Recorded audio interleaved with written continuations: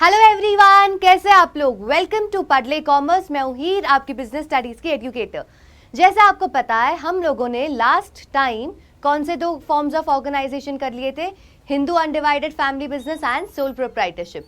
आज हम लोग केवल एक ही करने वाले हैं, पार्टनरशिप, क्योंकि ये थोड़ा बड़ा है ना, इसलिए। तो अगर आप लोगों ने पहले वाला नहीं देखा तो उसे जाके पर जरूर देखना, अभी नहीं तो इसके बाद देख लेना, क्योंकि ये दोनों थोड़े रिलेटेड नहीं है तो चलेगा, बट डू सी दैट, क्योंकि है तो एक ही चैप्टर का ना, पूछने तो वाले ही है बराबर। तो भाई फटाफट से आ जाते हैं पार्टनरशिप के ऊपर।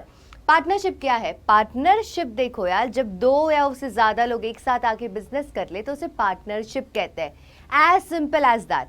बट मैंने यहाँ पे आप लोगों के लिए मीनिंग लिख दिया है, क्योंकि एग्जाम में हम लोग हिंदी में तो लिख नहीं सकते ना। तो यहाँ पे क्या लिखा है, चलो एक बार फटाफट से देखते हैं। The relation between persons who have agreed to share the profit of the business carried on by all or any of them acting for all। क्या कह रहे हैं कि लोगों के रिलेशन है वो लोगों के बीच में जिन लोगों ने अग्री किया है कि हम लोग एक दूसरे के साथ प्रॉफिट जो भी हुआ है उससे हम शेयर करेंगे। या तो हम सब लोग काम करेंगे इसके लिए, या तो एक इंसान काम करेगा हम सबके बिहाफ पे। इसे कहते हैं पार्टनरशिप। अब पार्टनरशिप में एक चीज याद रख लीजिएगा कि पार्टनरशिप में मिनिमम 2 लोग तो होने ही चाहिए और मैक्सिमम होने चाहिए 50। ओके, 50 से ज़्यादा लोगों को आप एक पार्टनरशिप में नहीं ला सकते हो, ठीक है। और इसे गवर्न कौन करता है? Indian partnership act 1932। ये रहा, देखो यहाँ पे लिखा भी है, इंडियन पार्टनरशिप एक्ट 1932 से गवर्न करता है। सब कुछ आप देख रहा है कि सही से कर रहे हो नहीं कर रहे हो, आप सारे नॉर्म्स फॉलो कर रहे हो या नहीं। So it is being governed by Indian partnership act 1932 बराबर। इसके फीचर्स क्या है जल्दी से देखते हैं। सॉरी, गले में खराश हो गई है। फॉर्मेशन बड़ा ही इजी है यार, बहुत इजी है, बिल्कुल भी दिक्कत नहीं आएगा। तो अगर रजिस्ट्रेशन करना है तो करो, नहीं करना है तो कोई दिक्कत नहीं है, आपकी मर्जी, ऑप्शनल है, बट बेटर है कर ले, ठीक है। इससे यार बहुत सारे फायदे होते हैं, तो इट्स बेटर अगर हम लोगों ने इसका रजिस्ट्रेशन किया हो तो। फॉर्मेशन काफ़ी इजी होता है, ज़्यादा दिक्कतें नहीं आती है। लायबिलिटी अनलिमिटेड होती है। अभी आप लोगों को लायबिलिटी अनलिमिटेड का मतलब तो पता ही है। अगर उनके बिजनेस प्रॉपर्टी से लोन का जो लोन था वो नहीं चुका पाए तो फिर पार्टनर्स की पर्सनल प्रॉपर्टी भी ले जा सकती है। उसके बाद रिस्क, सब लोग शेयर कर रहे हैं ना, सब लोग शेयर करेंगे ऑब्वियसली यार। उसमें कितना दिक्कत था यार, किसमें? सोल प्रोप्राइटरशिप में अकेला इंसान बेचारा पूरा रिस्क शेयर बेयर कर रहा था, यहाँ पे तो रिस्क शेयर हो गया। तो इसमें क्या होता है कि फिर ये अच्छा पड़ता है कि हाँ यार, अकेले को तो सब कुछ नहीं सहन करना पड़ेगा। फिर डिसीजन मेकिंग एंड कंट्रोल सबके हाथ में होता है, इस वजह से डिसीजन जो लिए जाते हैं एकदम बराबर से लिए जाते हैं, दिक्कत नहीं आती है। सेंसिबल रैशनल डिसीजन होते हैं, क्योंकि 10 लोगों ने इस पर अगर विचार कर रहे हैं तो एक के सोच से तो बेटर ही होंगे। उसके बाद कंटिन्यूटी अच्छी खासी होती है यार। अगर एक पार्टनर को छोड़ के जाना हो पार्टनरशिप तो फिर क्या होगा, जो कॉन्ट्रैक्ट है नया बना देंगे और ये बाकी के लोग फिर वापस से अपनी पार्टनरशिप शुरू कर देंगे, ठीक है। तो कंटिन्यूटी इसकी अच्छी खासी रहती है। उसके बाद नंबर ऑफ पार्टनर्स, जैसे मैंने आपको पहले ही बता दिया है ना, मिनिमम 2 चाहिए और मैक्सिमम चाहिए 50। और उसके बाद म्यूचुअल एजेंसी है ये, ठीक है। इसे म्यूचुअल एजेंसी कहते हैं। म्यूचुअल एजेंसी का मतलब, ध्यान से सुनो, म्यूचुअल एजेंसी मतलब अगर मानो मैं और मेरी 2 फ्रेंड्स हैं, यहाँ पे मैं मेरी दोनों फ्रेंड्स को ड्रॉ कर लेती हूँ और यहाँ पे बीच में मैं बड़ी सी, मतलब है तो हूँ तो मैं बहुत छोटी छोटी एकदम, पर यहाँ पे बड़ी, ताकि आप डिफ्रेंशिएट कर पाओ। अगर मैंने कोई डिसीजन लिया तो मेरी दोनों जो पार्टनर्स हैं उनके ऊपर बाइंडिंग होगा, मतलब उन्हें अगर पता भी नहीं था फिर भी उनको इस चीज़ के लिए भुगतना पड़ेगा। पर अगर मेरी फ्रेंड ने भी कोई डिसीजन लिया तो हम मुझे भी इसका भुगतना पड़ेगा, ठीक है। इसे कहते हैं म्यूचुअल एजेंसी। आ जाते हैं इसके मेरिट्स एंड डीमेरिट्स के ऊपर। भाई मेरिट्स और डीमेरिट, भाई क्या अच्छा है क्या बुरा है। देखो, सबसे पहले तो फॉर्मेशन बड़ा इजीली हो जाता है यार, दिक्कत ही नहीं आती है। जैसे मैंने आपको कहा, एक तो सबसे पहले तो यार क्या है, ऑप्शनल है, करना है तो करो, नहीं करना है तो कोई दिक्कत नहीं है। बट कुछ स्टेट्स ने इसे कंपलसरी रखा है कि भाई करना ही पड़ेगा। बट अगर कर भी लो तो इसमें कोई ज़्यादा प्रॉब्लम नहीं है यार, फटाफट से हो जाता है। अगर आप जॉइंट स्टॉक कंपनी का फॉर्मेशन देखोगे भाई, it's very difficult, okay. Balance decision making होता है, ऐसा क्यों, अरे इतने सारे लोग सोच रहे हैं, तो कोई भी डिसीजन अगर लिया जाएगा तो सोच समझ के। इसीलिए तो देखो ना यार, कभी कुछ अगर हम लोग कुछ बहुत इंपॉर्टेंट करते हैं तो क्या कहते हैं कि 3-4 लोगों की सलाह लेके काम करो। क्यों? क्योंकि यार भाई अगर कोई हमें सलाह देगा तो उससे क्या हो जाएगा, हमें भी पता चलेगा कि ठीक है ये भी हो सकता था, वो भी हो सकता था, तो इससे हमारा जो डिसीजन हम लेंगे वो बहुत ही अच्छा होगा। अकेली अगर मैं होती और सब डिसाइड कर लेती तो यार ज़रूरी है कि डिसीजन अच्छा हो? नहीं ना, मेरा डिसीजन शायद ख़राब भी होता, तो इसलिए। उसके बाद फंड्स भी तो ज़्यादा आते हैं। अरे यार यहाँ पे तो पैसा ही पैसा है, पैसा ही पैसा है यार। क्यों? पहले मैं अकेली पैसे लेकर आ रही थी सोल प्रोप्राइटरशिप में, अभी तो आ गए ज़्यादा लोग आ गए तो ज़्यादा पैसे भी तो आएंगे, तो इसलिए फंड्स ही फंड्स, पैसा ही पैसा। रिस्क भी तो शेयर हो गया। पहले बेचारा सोल प्रोप्राइटर अकेला सारा लॉस झेल रहा था, अब लॉस झेलने के लिए एक जन एक्स्ट्रा तो आ गया, 3 आ गए, 10 आ गए, कम हुआ कि नहीं मेरा लॉस? भाई बढ़िया ही चीज़ हो गई मेरे लिए तो। उसके बाद सीक्रेसी मेंटेन रहती है। क्यों? मैंने आपको बोला है एक लाइन लिखनी है, they do not have to share, they do not have to publish, sorry share क्या यार, they do not have to publish their books of account, मतलब उनको अपने जो अकाउंट्स है उसे उन्हें पब्लिश करने की कोई ज़रूरत नहीं है, पब्लिक को बताने की कोई ज़रूरत नहीं है, जबकि ये चीज़ जॉइंट स्टॉक कंपनी को करनी पड़ती है, तो उनकी कोई सीक्रेसी नहीं रहती। यहाँ पे तो सीक्रेसी मेंटेन रहती है। बट यार देखो यार, अगर प्रोज है तो कॉन्स तो होने ही है। सबसे पहला तो यार अनलिमिटेड लायबिलिटी, सब लोगों को ये दिक्कत है, अगर कर्जे में डूब गए तो पर्सनल प्रॉपर्टी जाएगी। अगर हमारे बिजनेस के एसेट बेचने के बाद भी लोन का अमाउंट रिकवर नहीं हुआ तो, हाँ ये याद रखना, रिसोर्सेज लिमिटेड होते हैं। देखो सोल प्रोप्राइटरशिप से तो ज़्यादा है, I agree, butt joint stock company जितने तो नहीं है, ये हम सब को पता है ना। उसके बाद पॉसिबिलिटी ऑफ कॉन्फ्लिक्ट्स, मैं और मेरी दोस्त झगड़े नहीं होंगे क्या? झगड़े होने के फुल चांसेस है, कॉन्फ्लिक्ट्स होंगे ही होंगे। मैं कुछ बोल रही हूँ, उनका कुछ और मानना है, मेरी फ्रेंड ने कुछ और कहा, मेरा कुछ और मानना है, झगड़े होते ही होते हैं। उसके बाद कंटिन्यूटी में थोड़ी दिक्कत आती है, ठीक है, थोड़ी सी, जितना अगर जॉइंट स्टॉक कंपनी का अगर हम देखें भाई उसकी कंटिन्यूटी बहुत अमेजिंग है, इसकी इतनी नहीं है। देखो सोल प्रोप्राइटरशिप से तो ज़्यादा है, ठीक है, बट ऐसी इतनी बढ़िया नहीं है। उसके बाद पब्लिक को कॉन्फिडेंस नहीं है इनके ऊपर। क्यों? पब्लिक को इनके ऊपर इसलिए कॉन्फिडेंस नहीं है क्योंकि ये लोग अपने बुक्स ऑफ अकाउंट्स तो शेयर नहीं कर रहे। पब्लिक बोलेगी भाई तुम लोग तो हमारे साथ अपना बुक्स ऑफ अकाउंट्स शेयर नहीं कर रहे हो, तुम कौन सा इलीगल काम कर रहे हो, हमको क्या पता। तो देखो ये जो बुक्स ऑफ अकाउंट्स पब्लिश करना एक प्रो भी है बट एक कॉन भी हो जाता है। प्रो इसलिए क्योंकि सीक्रेसी मेंटेन रहती है, बट कॉन इसलिए क्योंकि यार पब्लिक को इनके ऊपर फिर भरोसा ही नहीं आता। ठीक है, समझा? अभी यार ये इसमें है ना पार्टनरशिप में थोड़ा और एक्स्ट्रा चीज़ें हैं, टाइप्स ऑफ पार्टनर्स। ठीक है, फटाफट से आते हैं टाइप्स ऑफ पार्टनर्स। सबसे पहले तो हमारा एक्टिव पार्टनर, कौन से टाइप है? Active partner, sleeping partner, secret partner, nominal partner, partner by estoppel and partner by holding out. अब एक्टिव पार्टनर कौन है? एक्टिव पार्टनर बहुत ही एक्टिव है, बिजनेस में सारे ही चीज़ों में हेल्प करता है, मैनेजमेंट में बहुत हेल्प करता है। जबकि स्लीपिंग पार्टनर सो रहा है, कुछ नहीं कर रहा है, सोता रहता है, वो कुछ बिजनेस के मैनेजमेंट में हेल्प नहीं कर रहा है। वो सीक्रेट पार्टनर सब कर रहा है बट किसी को पता ही नहीं है वो पार्टनर है, लोगों से उन्होंने छुपा के रखा है, पब्लिक से। नॉमिनल पार्टनर मतलब मेरी है ना क्या हुआ कि एक जन है ना मेरे लोकेलिटी में बहुत ज़्यादा फेमस है, ठीक है, बहुत बड़ा टिकटॉक स्टार है। तो मैंने बोला कि भाई यार देखना यार, तू अगर मेरे बिज़नेस का पार्ट हो जाएगा ना तो मेरे को बहुत बढ़िया हो जाएगा और मेरा बिज़नेस यहाँ से यहाँ चले जाएगा। तो उसने कहा चल यार ठीक है यार, तू हमारे लोकेलिटी की है तो चल तेरी मदद कर ही देता हूँ मैं।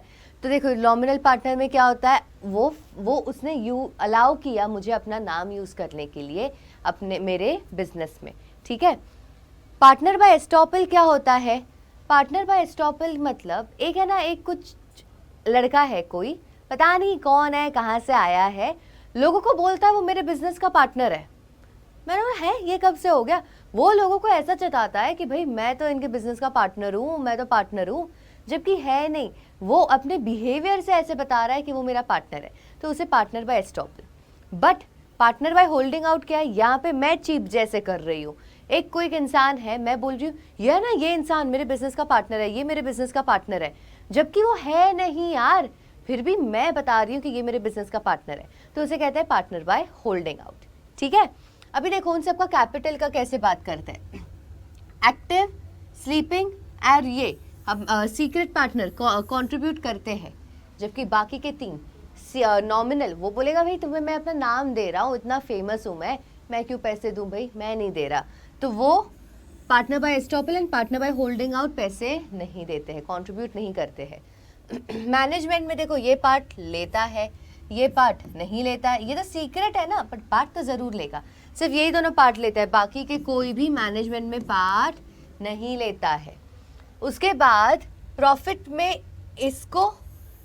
इनको शेयर मिलेगा, जनरली नॉमिनल को नहीं मिलता है, क्योंकि वो बोलेगा यार चल छोड़ जाने दे यार, तू भी क्या याद रखेगा, बट कभी कभी कुछ लोग हो सकते हैं ऐसे चिंदी लोग जो मांगेंगे दे दे दे, मैंने तुझे अपना नाम यूज करने दिया ना, दे, बट जनरली नहीं, इन 2 लोगों को तो मिलता ही नहीं है, वो तो पक्का है। लायबिलिटी तो भाई सबकी अनलिमिटेड ही है, ठीक है, लायबिलिटी सबकी अनलिमिटेड है। ये तो हो गए हमारे टाइप्स ऑफ पार्टनर्स। अभी टाइप्स ऑफ पार्टनरशिप भी आता है। 2 प्रकार की पार्टनरशिप होती है, एक होती है on the basis of duration, मतलब कितने टाइम के लिए, और एक लायबिलिटी के ऊपर से। अभी पार्टनरशिप एट विल क्या होता है, अपनी मर्जी से मुझे जब तक रखनी है तब तक रखूंगी, कोई दिक्कत नहीं है। बट पर्टिकुलर पार्टनरशिप क्या होता है, अगर मैंने बोला कि हम दोनों पार्टनर बन जाते हैं एक पर्टिकुलर प्रोजेक्ट के लिए, डैम बनाने के लिए, तो डैम जब बन गया तो हमारी पार्टनरशिप बाय बाय।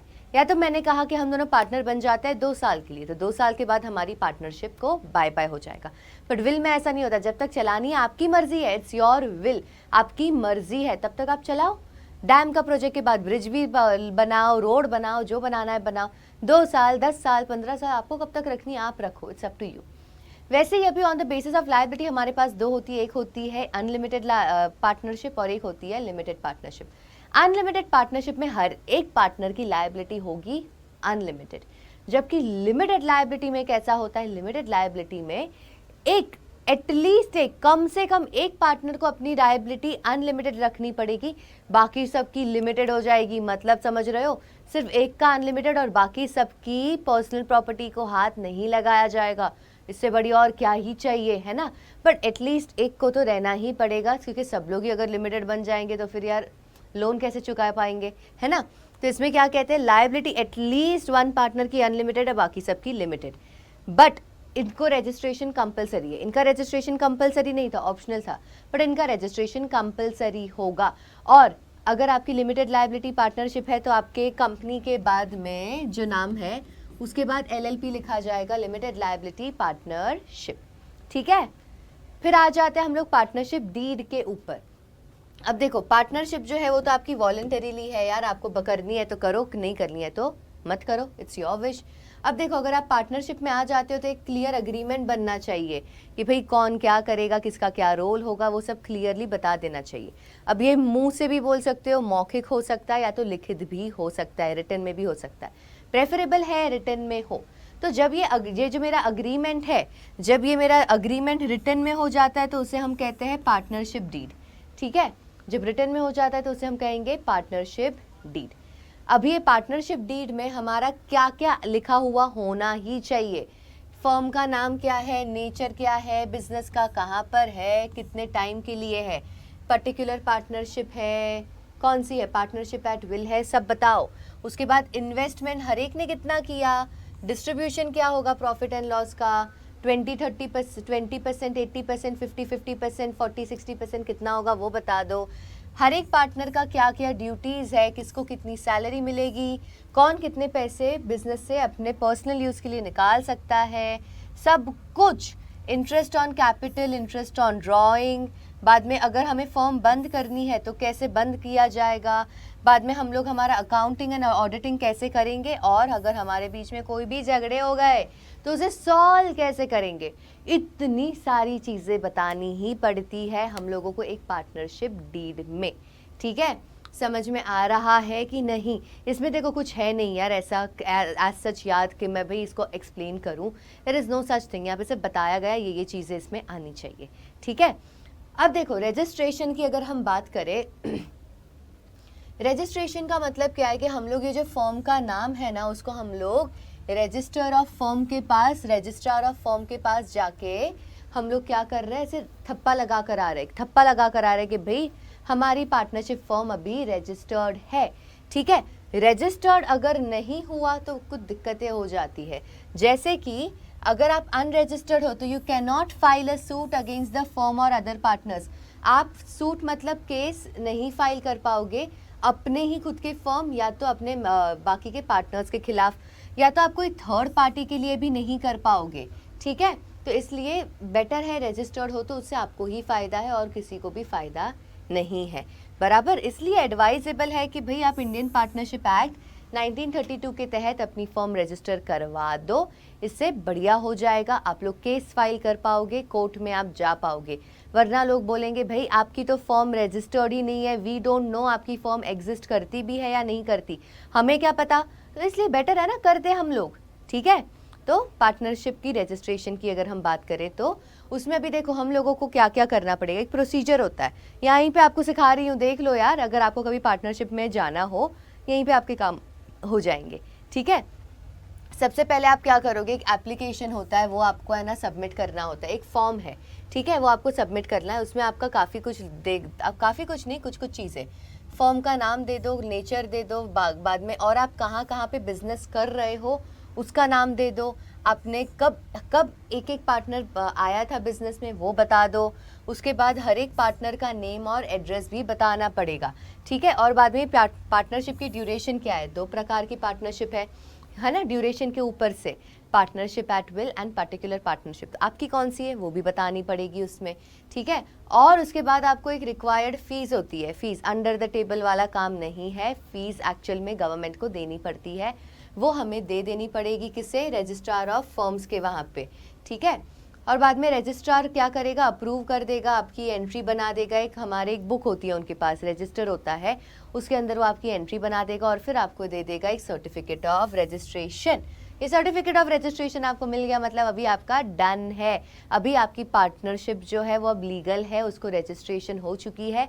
अब ये जो आप केस फाइल नहीं कर पा रहे थे ना, अब आप वो कर पाओगे। हमेशा रजिस्ट्रेशन करना ज़रूरी है, it's better we do that. ठीक है, ऑप्शनल भले ही हो बट कर लो ना, क्या दिक्कत है, कर लेंगे तो क्या हम छोटे हो जाएंगे क्या, नहीं ना, इसलिए इट्स ऑलवेज बेटर कि हम लोग इसे रजिस्टर कर दे। तो इसके साथ साथ हमारा पार्टनरशिप हो गया समाप्त। ओके, नेक्स्ट क्लास में जब मिलूंगी तब हम करेंगे कोऑपरेटिव सोसाइटी। भाई अगर चैनल पर नए हो ना, अभी सब्सक्राइब करो फटाफट से, और कोई भी अगर आपको डाउट है तो प्लीज़ कमेंट में लिखो ताकि हम आपके डाउट सॉल्व कर पाए, और वो बेल आइकन को भी प्रेस कर दो यार, भाई सब बताना पड़ता है क्या, जल्दी जल्दी से करो, चलो बाय।